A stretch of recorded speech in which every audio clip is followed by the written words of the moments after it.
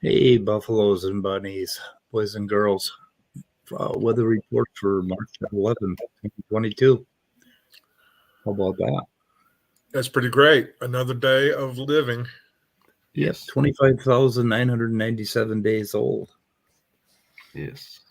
Have you picked out your walking cane for when you're an old man? When I turn 26,000? Yeah, I got a cane. Yeah. I got this nice yardstick from the Minnesota State Fair. Minnesota. Is it one of those like square ones that, real? Yep. Interesting. Very It's cool. good that you value each day's speed because some insects only live for a day or two. I know. And some insects will bite you and you'll die. So either way, you have to appreciate it. Yeah. And a lot of those insects only live for a day or two because of me. Yeah. I have, if they ever wanted to get together and seek revenge, they might have a case. Yep. All of the insects in Minnesota will soon be extinct thanks to Speed's refrigerator. Yeah, not only that, but my my clever use of insecticide around my house. Because I don't tolerate crawly things in the house. I don't like it either. I open the door enough to let the dogs in and out that I'm always having gnats and flies and stuff coming in, but whatever the guy that sprays my yard does, it keeps them outside. Yeah, they come into in 5 minutes. We're going to summon Brainbug. Yeah, they come into my house and they say, "Oh shit," and then they drop dead. Anyway, so let's see. So SFT just recently did a video on Lyle. Yeah, Jason Lyle. Okay. And I made a comment today. Yeah. We're gonna take a look. I don't know if anyone's responded though.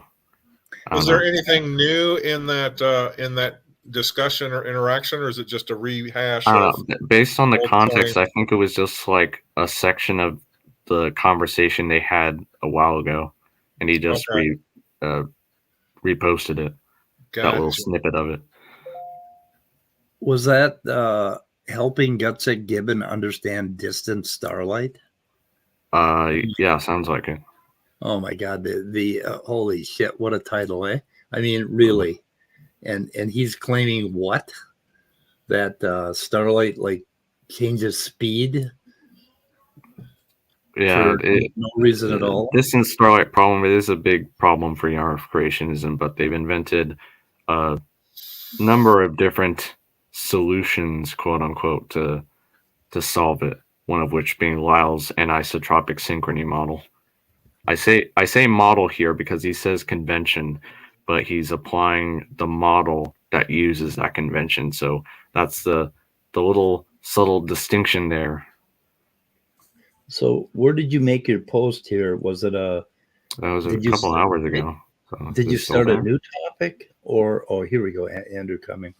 Okay, read more. Okay, we got it right here. And there I am. Yeah. Oh man, no one's responded to me. Oh well. Nope, nobody likes you. Itself may not be testable, but the relativistic models that employ it are. Oh, you're going to read it? Well, you should read it. You should read it. Oh, I can just summarize it. Okay. Yeah. You so. Read? Are you claiming? No. Are you saying you can't read? No, I just don't want to read it. Okay. So basically, I brought up two observations from astronomy that I would like SFT and the gang, maybe if he's listening, when wink wink, to answer for me. because it doesn't seem to really be explained by Lyell's model. Because if light travels instantaneously on its way to Earth, how does that explain the fact that, according to like Hubble's observations, Edwin Hubble, the more distant a galaxy is, the more redshifted it is.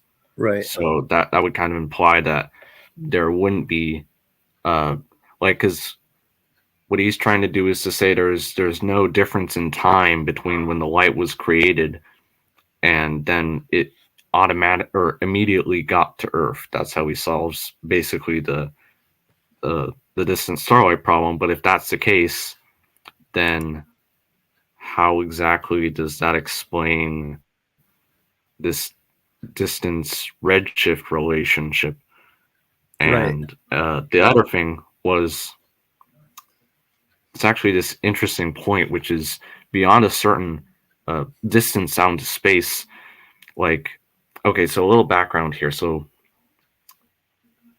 the apparent size of an object, as we're looking at it, it depends on, of course, the distance and the actual angular size of that object, right? So if you hold out a little penny close to you, it appears larger. And if you hold it out farther away from you, it appears smaller. Like, that's pretty obvious. So you would expect in a static universe that distant objects would actually appear smaller and smaller in apparent size the farther and farther away they got.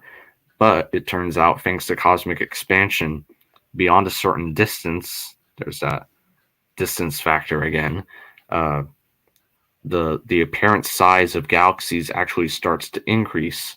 So the galaxies that are like a certain distance away, like even the very distant galaxies, appear much larger in the telescopes than nearby galaxies in comparison. So that's kind of an interesting cosmic magnification effect going on there. Yeah, and it just seems sort of stretched because, like I was saying, the light from the sun would have to arrive here instantaneously. And then what? And why would it do that? Why would it do that? I don't understand why it would change speed according to his model. Why? What is the driving force that is going to modify the speed of light? And wouldn't that really screw up the idea of causation and relativity? Because basically, the speed of causation is, the speed of light. Right, but that's as long as the round trip speed of light is the same, I believe. Yeah, but if the speed is different in different directions, but always equals c in the round trip time, then but the only time the round trip is gonna have any meaning at all is if you're reflecting light and measuring its speed on a round trip, right? And that's what they're pushing against, is how we measure the speed of light. So that's what he's trying to solve. But I'm talking about causation. I mean, the speed of light limits causation. So we are limited, like in one area, nothing outside of how the hell does that work? Basically, it has to do with the fundamental of causation in the universe. Nothing can cause something faster than the speed of light. Basically, there's no way to go faster than that, right? So, but if it's infinite, then that breaks all that down. So, I mean, that's ridiculous that it could go faster. You see what I mean? It sounds good to me, but I don't understand enough of relativity to say for sure. I wish Leo was here because he could corroborate.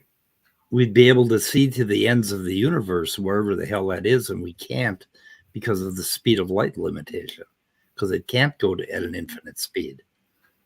So I don't understand how the hell all that would mesh together with physics at all.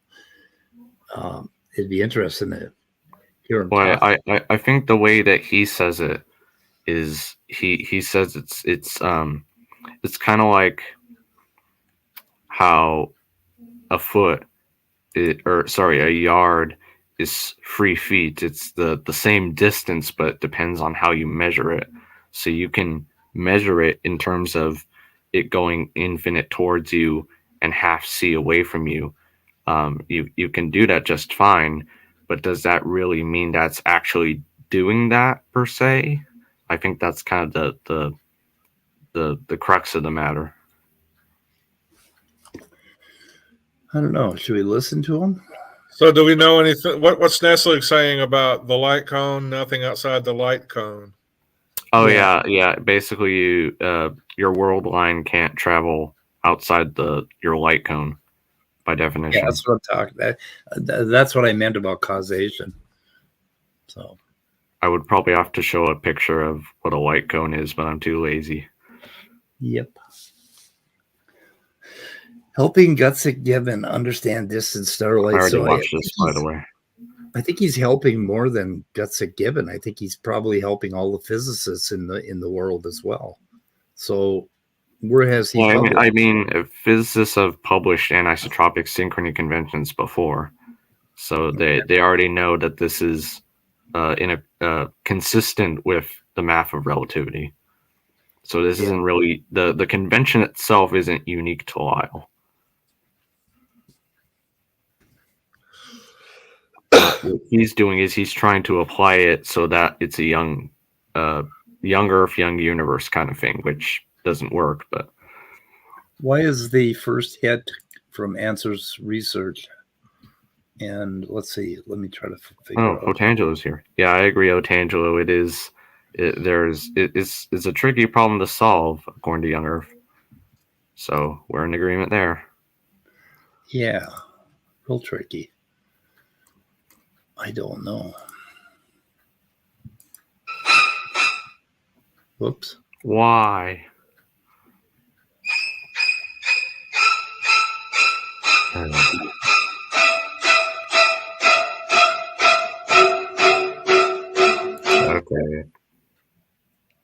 What? I didn't do nothing. You know, that kind of reminds me. I saw a YouTube video where a guy was playing Billie Jean. Okay, stop that. Yeah, I'm not doing that. nothing. I was talking where he was playing. No, it wasn't Billie Jean, but it was some song where he was just using a bow on a electric bass and just fingering the neck. Some really interesting sound coming out of there.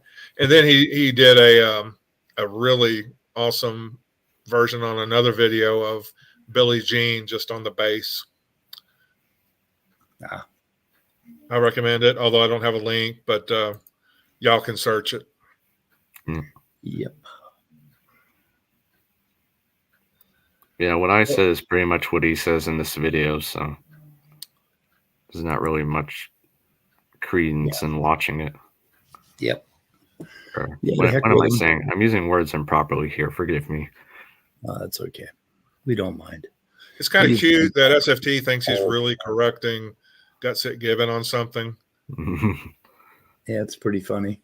I mean, we can all be corrected on something, but I don't think this is something you can correct. Yeah, certainly, but in terms of numbers of corrections and stuff, I think SFT is out of her league.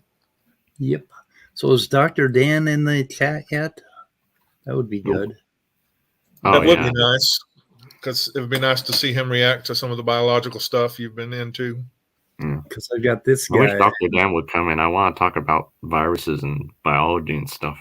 Well, yeah, I'm trying to get him to do a stream with me tomorrow or Sunday on Dennis Noble and the extended synthesis and some of the stuff that Dennis Noble is talking about.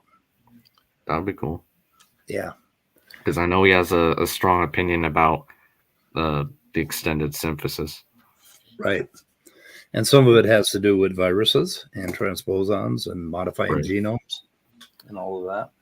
Have y'all been looking at that dismantled series that they've been doing, like between? Oh yeah, that's pretty good stuff. It covers a lot of ground that I've seen on his channel before, but it seems like it. Maybe this is something just for me, my personal experience, but it seems to all come together better in those particular episodes when they're having those little round table discussions. I don't know. I think they're both good. Evolutionary theory is magical thinking. Let me see. What else? No. Evolution news. Oh, yeah. They're wonderful. God, I think I lost my videos. Damn it. Uh-oh. Yeah, that's a problem. Did you look under the couch? Did the cats knock them off the shelf? I tried. Let's see. Where is that here?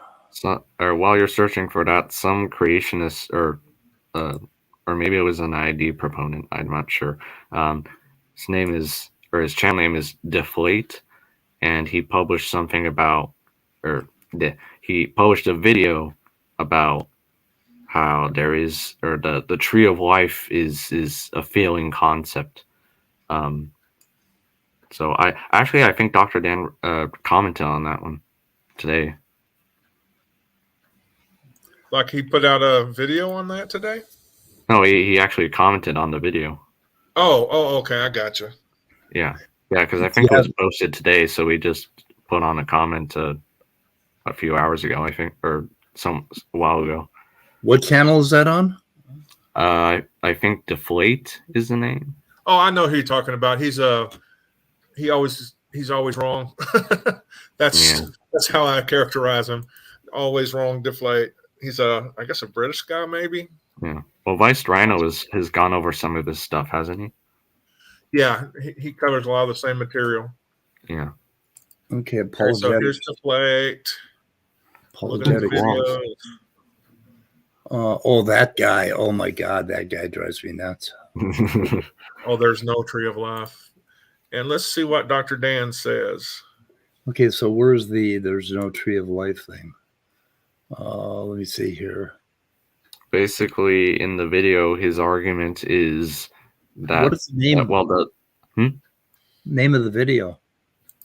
There is no tree of life, something like that. Yeah, I've got the link. I will put it in the private chat. I was just interested in that. I like it when Dr. Dan comments on things. I mean, like he's yep, there we go. That's the one. Yeah, because his point in the video is that there are phylogenetic incongruencies. Of course, the standard creationist talking point on that. And well, what's funny is the same, or pretty much the same papers that Nephilim Free, that's a name we haven't heard in a while, has kind of cited on phylogenetic incongruencies. The same guy uses those papers with kind of the exact same quotes. So, well, what paper is he using? Okay, here's Creation Myths, putting aside the trivial errors. There are precursors to the Cambrian fauna. For example, the whole video is based on a straw man. Yep. There isn't one specific tree of life. There are different trees. Does he mention that research that Maddox came up with? That would be funny if he did that. What, the microRNAs? Oh, yeah. About I don't believe so, but I'm not sure. Yeah, I'm dying for them to bring that up again, because that is just such a look at this tree of life that they come up with. I wish they would stop that. I mean, it's just not the kind of phylogenies I'm used to looking at. Well, it would be funny if someone brought up the Maddox microRNA thing, because we can go back to that one video we did. We reviewed that a while ago. Yeah, pretty seriously.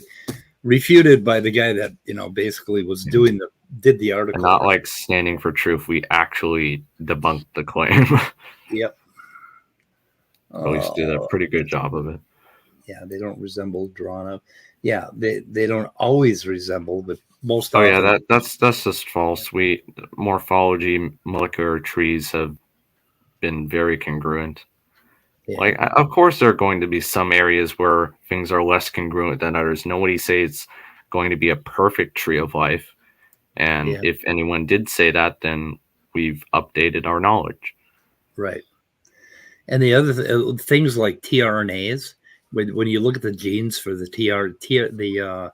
the AR amino acyls, we decided to call them amino acyl tRNA synthetase, Right. they go all the way back to like the beginning of life. Yeah. And those things form a lot of incongruencies. Yeah. That, you know, if you were to try to do a phylogeny, the information has been so twisted and turned and horizontally transferred to death that, you know, phylogenies don't work very well at that level, but they Yeah. certainly work in more recent. Yeah, it's a general rule of thumb. The further back in time you go with a specific gene, the more degraded it gets, the phylogenetic information in it, because of Right. just the sheer amount of mutations possible that could have gone through it over time. Yeah. Which is not an unsolvable problem, but is difficult in some areas. They love to quote coin. Yeah. Yep. Anyway, crazy. Am I crazy. echoing? Maybe a little bit. I don't know. Hold on. I might have to reboot. Am I still echoing? Are you guys echoing? Try it, Scott. I don't hear an echo. I do not hear an echo at all. Okay. It's a Once you personal say problem. something, and then I'll say something, and maybe it might echo. Oh well. It's a personal problem that Andrew has. That he has Maybe very one of your ears is slower than the other. Yeah. Hmm. Well, maybe the speed of sound is infinite in one direction from one ear to the Yeah, other. yeah, it could be. Yeah, yeah. And it, you know, it slows down going the other way. So maybe that's what's going on. You're gonna make that thing, aren't you? Well, I'm glad that we've solved that problem, that little puzzle. Yeah. Infinite speed of sound. Hey, I should change my name to Infinite Speed of Sound. Oh, there we go. I will get right on that.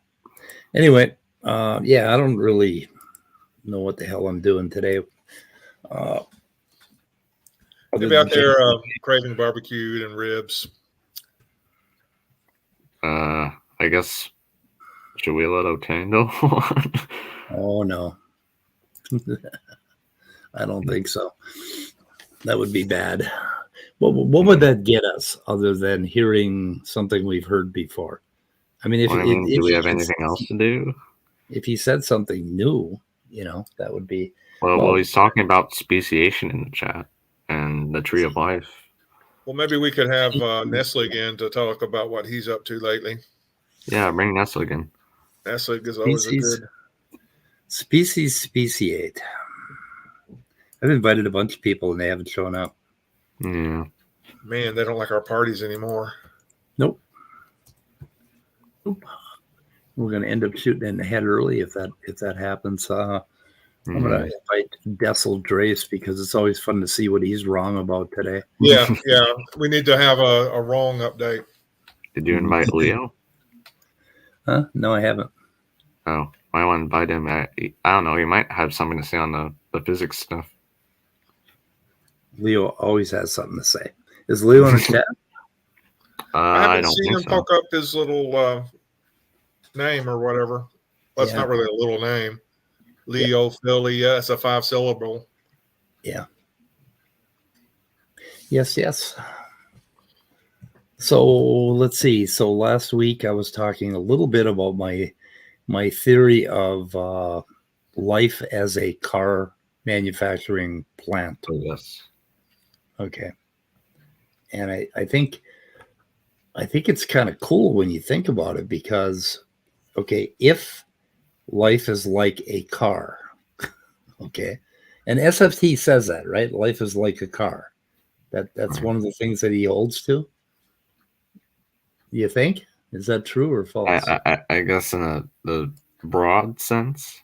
He's always bringing it up, right? Well, he brings it up with regard to nested hierarchies. Yeah. So life is like a car. So anyway, so if life is like a car or a car is like life, then we would have a factory where you throw in these washers like the other cars would throw in the washer because, of course, they're offspring, right? Because cars evolve according to hierarchies. You throw in a washer, and then you add light and plastic and metal, and the washer creates a fully formed car. But every car is different than the other cars, very slightly different. Some cars would have headlights that stuck out a little bit further, or grills like your nose would stick out a little bit further on some cars and other cars wouldn't. And so every car would be different. So if mommy and daddy car had baby cars and threw in the washers, like 5 washers, all 5 washers would come out as brothers and sister cars, and they would all look slightly different than each other, because somewhere along the line those washers have to do some recombination. How would that work? I don't know. I'm not entirely sure, but I'm kind of running with it. And then the car gets fully formed. Then the car comes out of the factory, and then it has to make it all the way around to the other side of the factory again so it can throw more washers in. And that would be whether or not it made it would define fitness. Well, wouldn't it have to go to the local department store, buy some washers? No, they make the washers with okay, mommy and daddy car love each other. Okay, I'm gonna explain this to you, Andrew. Okay. Mommy and daddy car love each other a lot. And because they do, they make little baby washers. Okay. And they throw them into the plant. Okay, that's how it happens. So it's a long talk. You might want to ask your dad. Anyway, that's where the washers come from. So yeah. In the meantime, they might drive around town, go to the department store, buy a house in the suburbs, hang out there for a while. But eventually, they're going to have to get the baby washers back to the factory to make new little baby cars, right? To create new cars. But anyway, and then when they're out there driving around outside of the factory, there's a chance that a Ford Mustang is going to come along and eat them, right? So there's a lot of things that could affect fitness of these washers as they pop up. But now the interesting thing is, now for the washer, if you just add sunlight and metal and plastic, the washer all by itself through natural means creates a car, right? We know that. We can observe that. We can prove that. We know the mechanisms. Now, creationists never want to talk about that. They want to talk about where the plan for the washer came from. Okay, but we haven't even talked about where the plan is for building the car, right? Obviously, it's in the washer somewhere. Like the blueprint for the car is actually in the washer that turns into the car.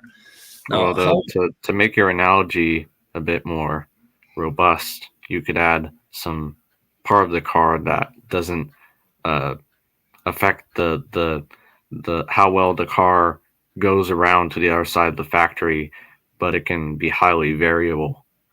Yeah. Like the size of the grill may not have any effect on how well it goes around, to the other side of the factory. But whether, how fast it can go, most certainly would, especially if one of those hungry Mustangs come along, because Ford is the evil carnivorous factory. We're talking about General Motors, right? That produce plant.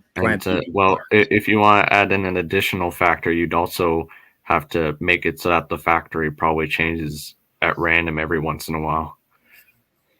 Yeah. Or just the environment around the factory. Yeah, we'd have to go a little bit further. Okay, the washer. Okay, daddy puts the daddy washer into mommy car, and in the trunk of the mommy car is where the washer is, and then the mommy car has to drive into the factory. So the conditions around the trunk of the mommy car, the womb, we could call it the womb, or the trunk, or the boot, whatever. That's kind of where the baby car would get formed. And then he jumps out of the trunk, and then the rest of the process is him growing up in the factory and then coming up the other end. I mean, there's a lot of things we got to add to this little model. Yeah, don't forget to put a link to that documentary I saw once about this called Christine, about how living cars are real. Yeah, that is a great documentary. I saw that one. Christine. The Living Stephen King cars are movie. real. The Stephen King movie. It's a Stephen King movie. Classic. I remember Way I saw that in the theaters. I didn't know what I was getting myself into, and it was a fun, scary movie. The way only before your Stephen time. King movie I've heard of is the one with the freaky clown. Ooh, You're It. talking about It. Yeah. Oh, I tell you what, you've probably seen a lot of Stephen King movies and not realized it. They've made a lot of movies out of his stuff. Yep. Yes. Great. Anyway, I got to Speaking work of on my car. great, get yourself in here. So let's see. The mommy washer and the daddy washer gets cut in half, and then the mommy washer gets cut in half, and it forms one full washer. That's a combination of daddy washer and mommy washer. That's interesting. And then Are there any Y washers? But then actually in the mommy and daddy, there are two washers, and the washers that came from their mommy daddy washer, right? And those washers get cut up a little bit and they get recombined into one washer from mommy and one washer from daddy. And then they go into the trunk. So I'm working on this. Cool. Now you have to explain all this in motorcycles too. So it gets more complicated. Motorcycles that start feeding off of the cars midway. Well, motorcycles are like they disappeared when the meteorite hit the earth because they're from way back. Oh, basically they evolved into the cars. So I'm seeing crypto cycles then when I claim to see a motorcycle on the road. Yeah, you're seeing fossil. You're mistaken. Yeah. You only see those in museums. They have skeletons of the fossilized motorcycles because those are the fossils of the older cars are those photographs, I think they call them, that we have from the 30s, the 40s. So Standing for Truth has a whole bunch of really amazing PowerPoint pictures of cars evolving, doesn't he?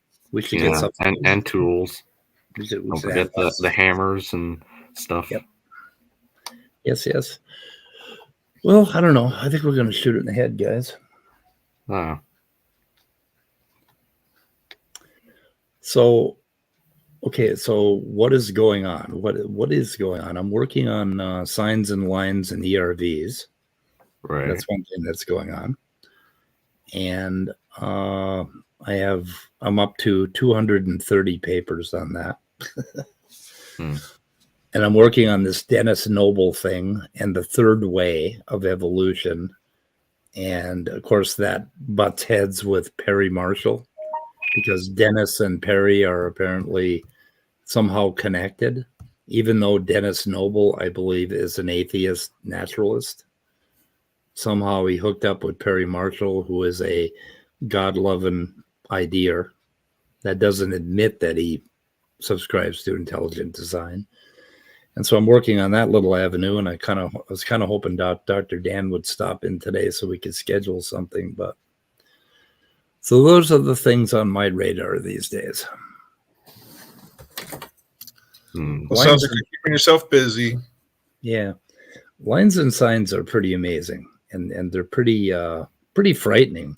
The more you read about them, the more you wonder how in the hell you've lived for more than 1 year, right?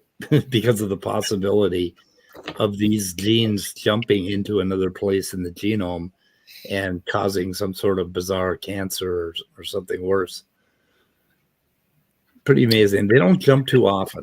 They're highly methylated, so they get tucked away in heterochromatin, which is the part of the chromosome that doesn't get transcribed.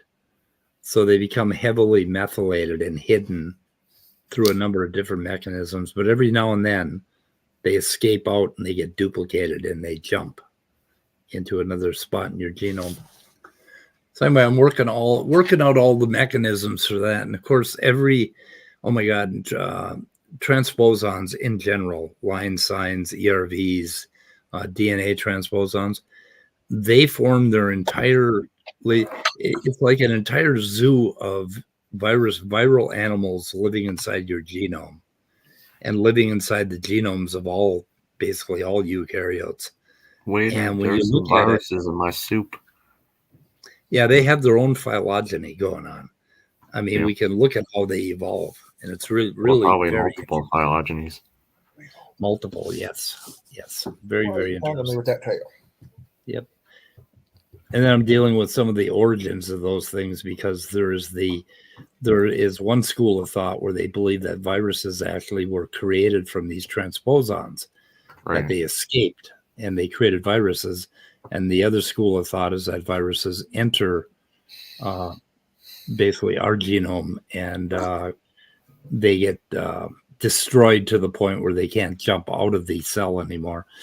Now, the interesting thing is in koalas in Australia, they found a virus, an ERV, and that's what this was about. Let's see, where are we here? 2 koalas.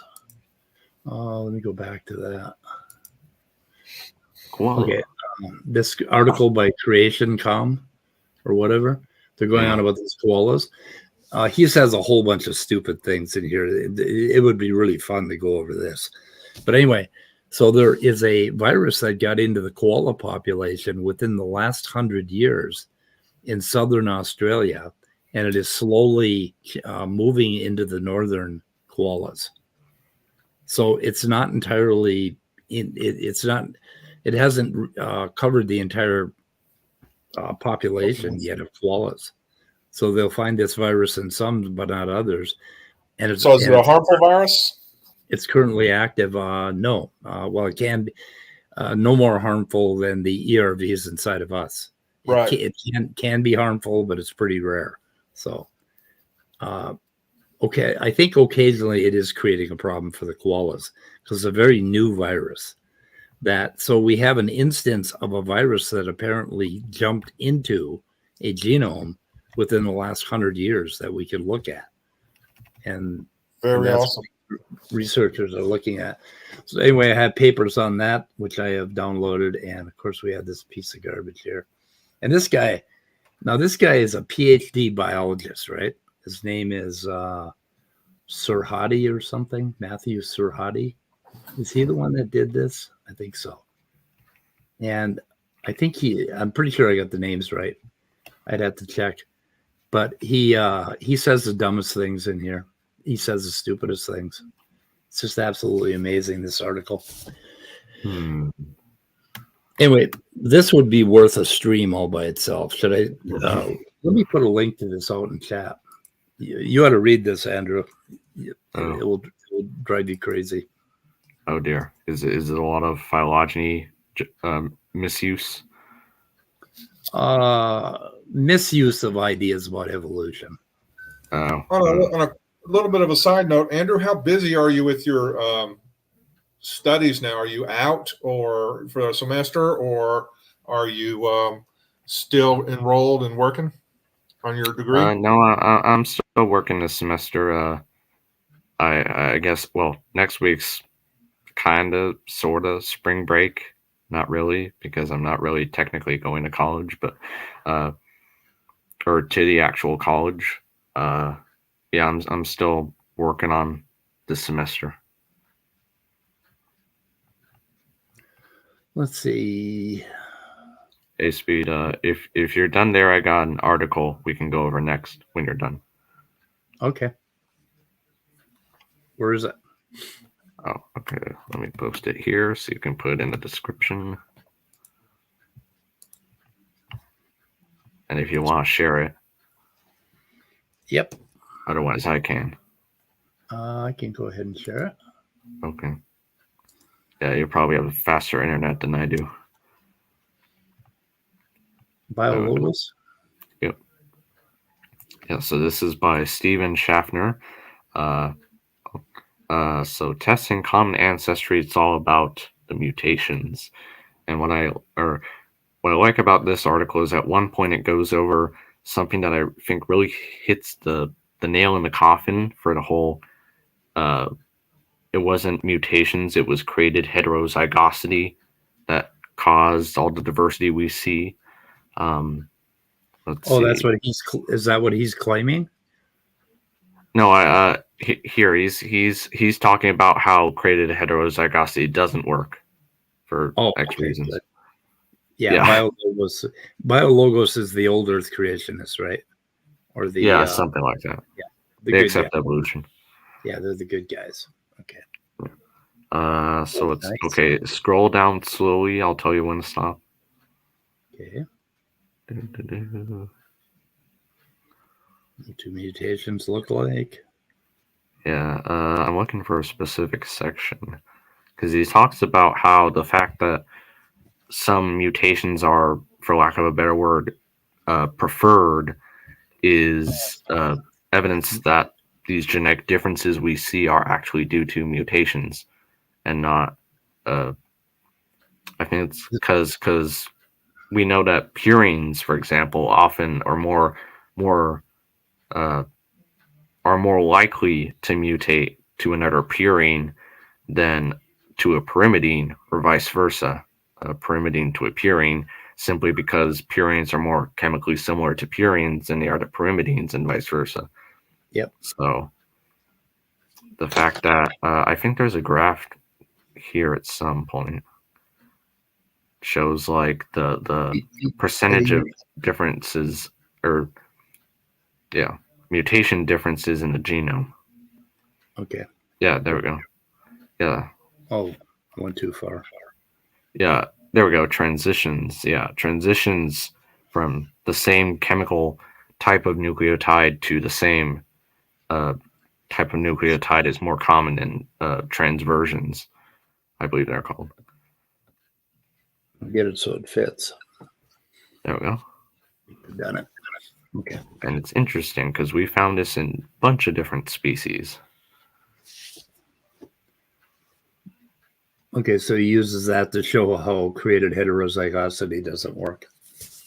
Basically. Yeah, to show that that these differences are actually due to mutations and not just some magical process going on. Yeah. So I find it pretty compelling. Yeah, I read into something. Yeah, go ahead. Read into something the other day that explains why we don't end up with more. Let's see, what was it? More AT, because AT is more probable, I think, slightly than going from A to C and G to T is more probable. So GC rich areas would convert to AT rich areas, but there's a reason why they get cut out of the genome, and I can't remember the mechanism. But anyway, so it kind of brings it back into balance. Otherwise, the question is, why wouldn't the genome eventually end up all AT? Right. All the GC areas would be converted to AT, but there are reasons why the AT areas are selected against. I didn't know that. It's because CG areas, areas that are GC rich, will end up being methylated. And that methylation is necessary in order to create the tissue types and to organize the genome, right? So if it loses that GC richness, then it all gets transcribed, and that would kill the organism. So purifying natural selection corrects against an AT-rich genome. So there's a balance that goes on, which is kind of cool. That's cool. I wish I remembered what paper I got that from, but anyway, you can understand how it works. Yeah. Because GC-rich areas get highly methylated, and they end up being heterochromatin.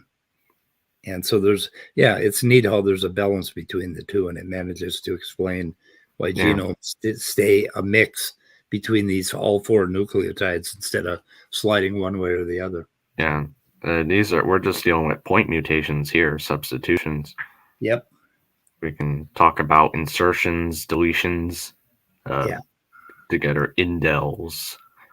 Don't indels make up like a large proportion of the genome? Yeah. And transposons, which we were talking about just before, are responsible for a lot of the inserts that happen, That and makes sense. occasionally deletions. They end up with all these tandem repeats, where you end up with areas of the genome that have one repeat after another, and those Mm. areas, when they repair the DNA or when they recombine, they can overlap and hence delete a large chunk, or they can. So basically, the transposons are stuffing more and more into the genome, and then this recombination and repair is cutting areas out. So we have both deletions and insertions, Hmm. and which is pretty interesting. And it doesn't. If they happen in the middle of an exon, a coding exon, they can be problematic, basically, because Right. obviously they're gonna cause a frame shift, right? And so that's going to screw things up. Fortunately, exons only amount to 1% of the genome. So I otherwise, should note that all these things me and Speed are talking about, like the point mutations or the likelihood of one nucleotide base substituting for another, uh, insertions, deletions, things of that nature. Those are the kinds of likelihood, I guess, how probable things are going to happen that can be used for building phylogenies using methods within the yes. realm of maximum likelihood, as it's called. Yep. Right. Or, well, maximum likelihood is one of them. I mean, there's also Bayesian methods, and they're subtly different. You can have, well, maximum likelihood is basically finding the tree that, based on a certain uh, probabilistic model of evolution that molecular evolution that you have, how well or how probable the data is given the tree and the model you're working with. Whereas Yep. Bayesian inference relies on how probable the data is given, or sorry, the tree is given the data. So they're kind of opposites of each other. But yeah, you can use these different likelihoods of what changes to what in the genome, in your models of evolution, and you can use that to build trees. So that's kind of cool. It's a Yep. lot more complicated, obviously, than I'm describing, but I got to throw some of this stuff in my description, don't I? yep. I should do that. But yeah, it's amazing. I've really been hitting it hard for the last few months on papers and well, actually for the last few years. And the more I read, the more absolutely powerful the idea of evolution becomes. I mean, there isn't one piece of this. Like, what is really amazing is the creationists will come up with the Evo atheists are not familiar with the current literature, and they'll come up with something, and you read that paper, and that paper is all about how things evolved, Right. and it fills in another little piece of the puzzle for me. And these pieces just are all coming together, and it is so obvious. Well, you see, by creationist literature, they mean blog posts on creation.com and Answers in Genesis Research Journal. Oh yeah, but they all refer to a paper that a real scientist has published. Well, yeah, And when yeah. you go read that paper, you're like, holy shit, you just proved evolution for me again. You just added more proof to the thing. And they keep doing it. And so I kind of love They that. don't understand what they're talking about. Right.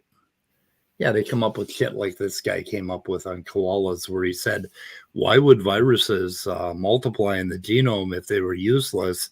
Because then the organism would run out of energy trying to reproduce them.